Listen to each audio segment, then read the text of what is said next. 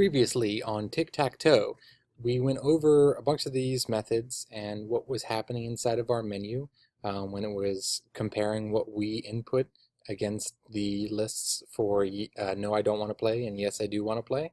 And if it didn't fit either one of those, it would just return 3. So we'll test a bunch of these things. If it works, we'll return 1. If we test a bunch of these things, if any matches happen, we'll return number 2. If it gets to this point, if none of the returns have shut down this method, then it'll just say return 3 instead.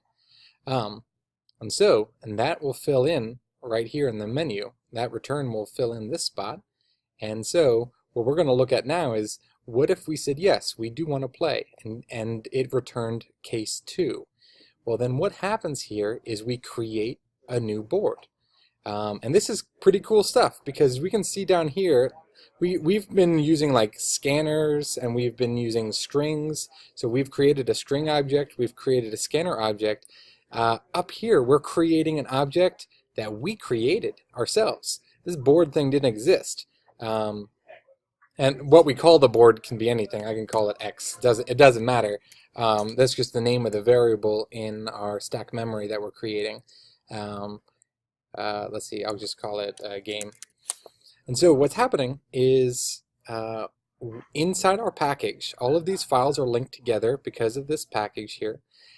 Because they're in the same package, they can see each other. And the right-click menu on this is so weird. Okay, we created a new class and called board, and we did give it a capital B, board, and the class is the same name as the file, and then the constructor is the same name as board. Okay, so this is where we have to talk about static. Over here we have our launcher. Our launcher is just going to execute this code. We don't need to make examples of this or instances of this. This code will just help us launch the game. If we wanted to create like many different players, each player would be a new object. This board object that we created, we would create a player object and then create many different players. So board here, we're making 1, and I can make board game 2. And so now this has all of the same properties of board, but it's a whole new copy of it. And it will have the same properties, the same variables that I declared over here, but a different copy of those, so they can be different. Just how your eye color can be different than the human next to you, because you are separate instances of the same genetic code, essentially. Okay, we're creating a board here, and when I say new board, it's booting up that instance. That means it's running this constructor. So when a constructor is running, that means that we're instantiating the object because it's being created into an instance. I hope that the difference between static and an instance is tricky, and it is an abstract concept. If you're still unsure of it, start Googling it. There are a lot better explanations out there than what I can provide in this short video. So keep on poking around where you're confused. But okay, so now we have a public class that we've created, and then it has a constructor. The constructor has to have the exact same name.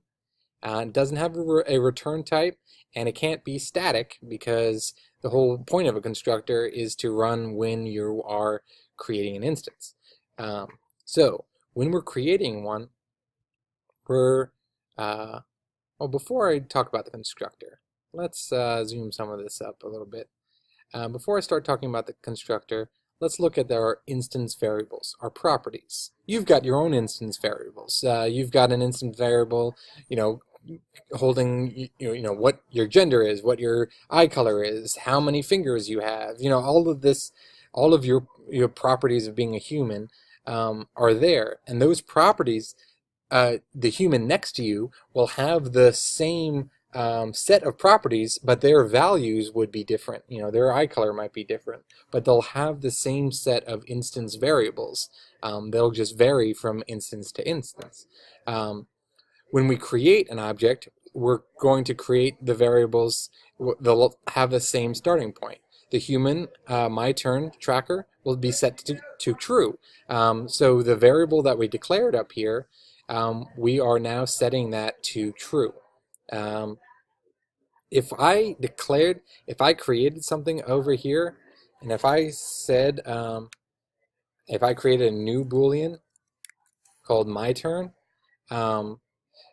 this is now a separate, I'm declaring it separately from here. This is now a local variable. This only exists inside of this method.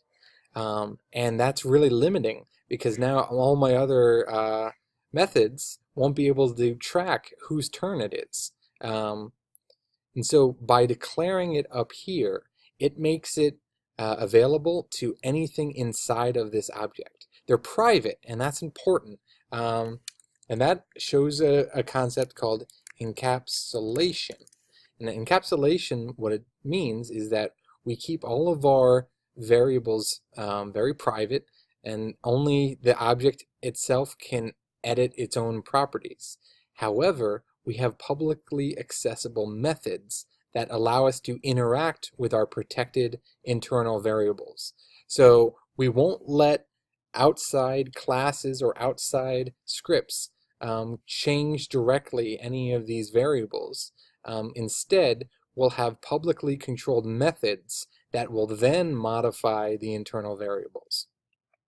Okay, that means that they're accessible to this instance. I don't need this.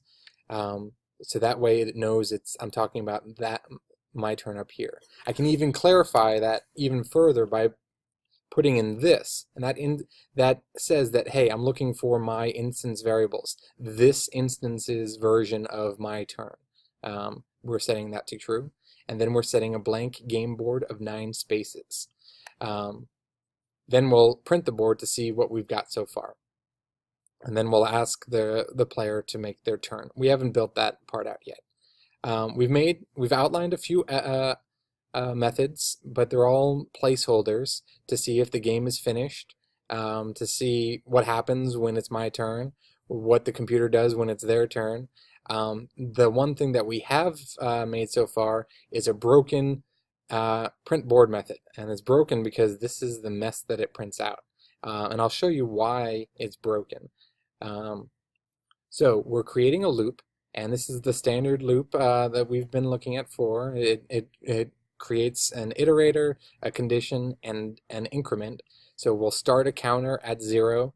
I typically, when I'm making a counter that's only used locally, like a single location, I usually use a single letter. That indicates that it is a throwaway variable. I'm not going to continue using it. It's just a local variable for the sake of counting or something like that. Very non-essential. So I'll start at, I'm sorry, when I say non-essential, I mean non-essential outside of this local scope. Okay.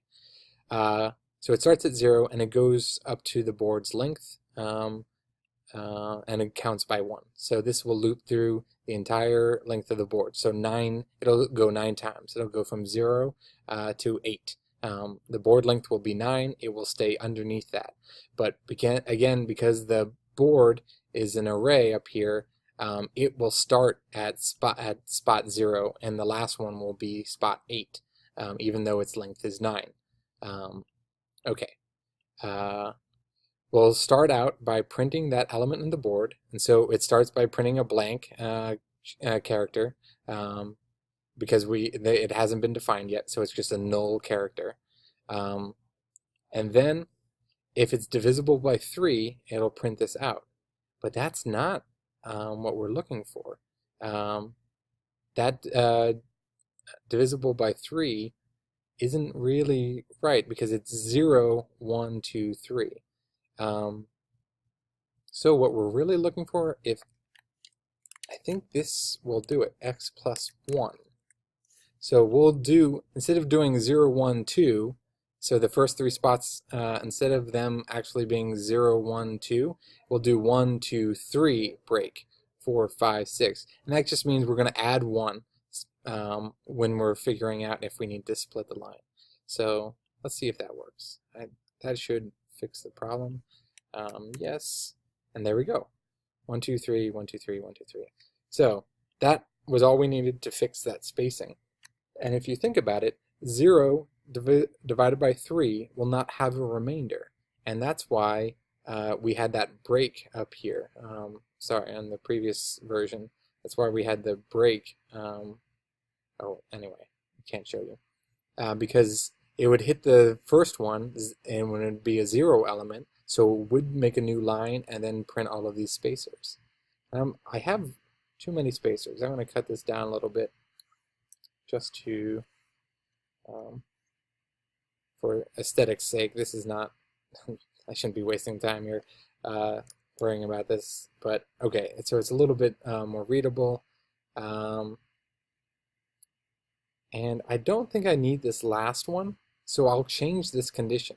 So okay, yes, if it's divisible by 3, or well, actually, if x is equal to, I could just check for this one and this one, or I could do, let's see, and this last spot would be 9. X plus 1 does not equal 9. So now I'm adding an additional test. So this has to be true, and x can't equal 9. So that would eliminate this last one. So if I ran that, I should see. Oh, but you see, it now formats this really funny, and that's no good. So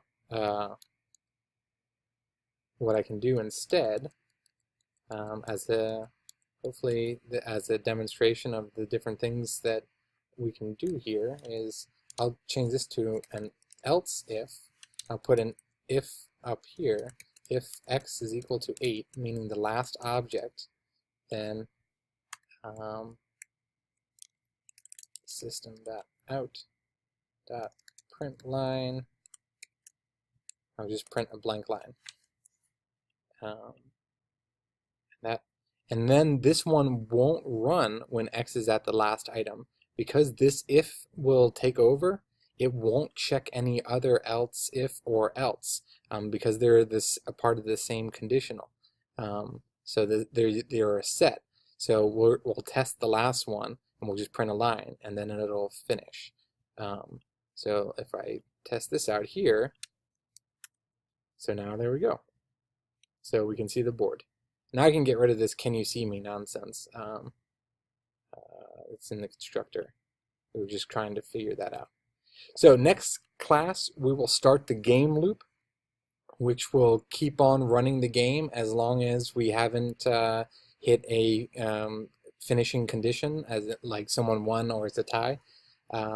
We'll keep on looping the game, and we'll print the board at the top of each loop, and then we'll either let the player go or let the computer go and take a turn, and that will be that.